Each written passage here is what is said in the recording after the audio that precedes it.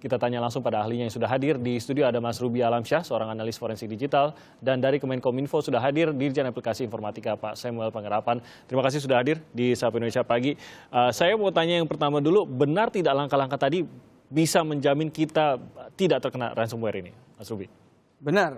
Sesuai yang dikomunikasikan oleh Kominfo beberapa hari terakhir, itu adalah langkah-langkah yang tepat per hari ini ataupun per saat orang belum koneksi internet sejak mulainya ransomware itu beredar. Jadi langkah-langkah itu adalah tepat untuk preventif, langkah kita mencegah ransomware itu masuk ke komputer kita. Ini kan banyak mungkin yang sudah duduk di kantor nih masih bingung mau mungkin nungguin Sapa Indonesia. Jadi saya mau tahu nih, saya harus ngapain dulu? Mereka duduk di kantor, siap menyalakan laptop, mungkin laptopnya bisa otomatis terkoneksi dengan WiFi kantor.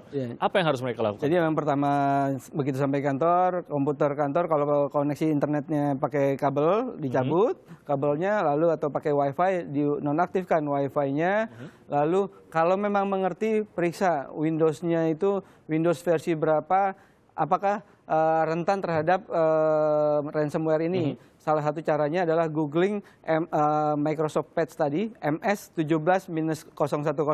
Googling itu, klik link Microsoft-nya, TechNet di Microsoft, lalu perhatikan apakah komputer kita termasuk dalam list yang ada di daftar tersebut. Berarti harus cari jalur aman dulu untuk WiFi gitu ya sebelum lain, googling. Kita menggunakan komputer lain yang aman. Kan ini ransomware-nya hanya mengena ke operating system Windows. Jadi kita gunakan komputer lain yang Mac OS ataupun pakai Linux. Kita buka pakai itu. Atau print si daftar operating system Windows yang rentan tadi. Lalu pastikan apakah komputer kita termasuk di dalam itu. Kalau memang termasuk, download patch-nya tersebut pakai flash disk dari komputer lain, lalu kita install patch-nya di komputer kita yang kira-kira memang termasuk dalam daftar tadi. Jadi ada beberapa jenis Windows, dan ini sebenarnya sudah yang agak lama-lama ini ya jenis Windows atau yang terbaru juga terkena? Yang terbaru ada juga, jadi mulai yang 10 tapi nggak semuanya, ada versi tertentu saja. Lalu ada Windows 81, Windows 7, dan Windows Vista. Yang Windows Server ada Windows 2008, 2012, dan 2016. Jadi itu yang harus dilakukan, pastikan patch dulu. Kalau mungkin sederhananya, kalau perusahaan punya tim IT, minta mereka periksa dulu apakah komputer saya ini terkena. Ini yang menarik adalah beberapa hari terakhir, mungkin ini salah satu yang paling ramai kita dengar dari Kemenkominfo. Benar-benar warning, harus benar-benar aware mengenai ransomware ini. Karena tampaknya Kemenkominfo mendeteksi ada bahaya besar yang mengancam kalau sampai masyarakat tidak aware, begitu Pak Semi? Iya, kalau kita lihat yang diserang itu kan data kita. Nah, data ini kalau data itu data layanan kita, kan susah nanti layanan. Nah, kemarin saya kebetulan juga datang ke Darmais, mereka cukup tanggap ya. Saya ketemu sama tim IT-nya, jadi mereka sudah running juga dengan backup sistemnya. Memang yang data yang di encrypt itu belum bisa dibuka, tapi mereka sudah punya backup system dengan OS yang berbeda.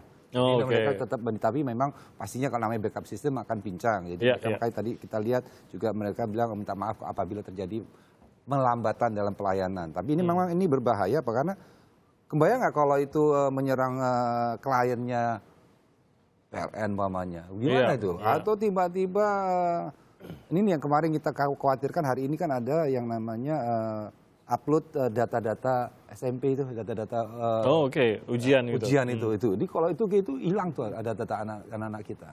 Tapi dia tidak lantas hilang kan, dia terkunci dulu. Terkunci. Tapi bisa hilang, bisa dihilangkan oleh virus ini. Ya itu makanya terkunci. Kalau kita bayar ransomnya apakah benar dibuka, kita nggak tahu. Kita nggak tahu juga. Jadi ini memang fenomena yang perlu dipelajarin lebih dalam, hanya dari sekedar hanya ini adalah ransom malware yang dia pasang. Apa niatannya? Apa yang di sini yang biasanya pada saat kita terkena virus begitu, ada sesuatu yang kita klik. Ya mungkin kita tidak terlalu aware, kita klik, akhirnya virus itu tersebar di komputer kita. Inikah yang berlaku pada ransomware ini, atau kita buka komputer saja sudah langsung terinfeksi? Jadi ransomware ini menarik. Ransomware WannaCry per 12 Mei yang tersebar di seluruh dunia ini adalah versi ransomware yang baru. Kalau dulu ransomware yang beredar sebelumnya adalah dikirim pakai cara kirim phishing link, sebuah link internet, lalu dengan email atau apa gitu dari email.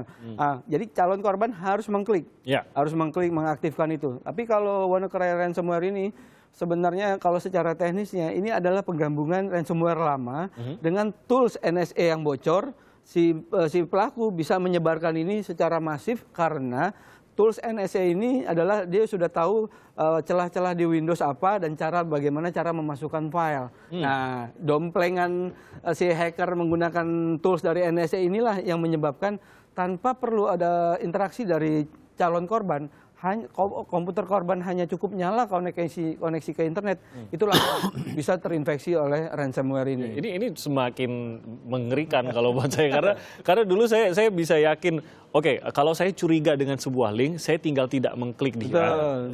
Saya red flag gitu ya, saya tidak usah akses sama sekali dan saya akan aman dari virus. Sementara ini hanya dengan koneksi dan saya rasa tidak mungkin kita tidak terkoneksi begitu. Nggak ada yang pakai laptop tidak terkoneksi. Ini jadi jenisnya kayak yang sudah outbreak-nya tuh airborne. Jadi airborne. Jadi memang kalau kita tidak punya imunitas terhadap virus ini ataupun malware ini langsung terkena.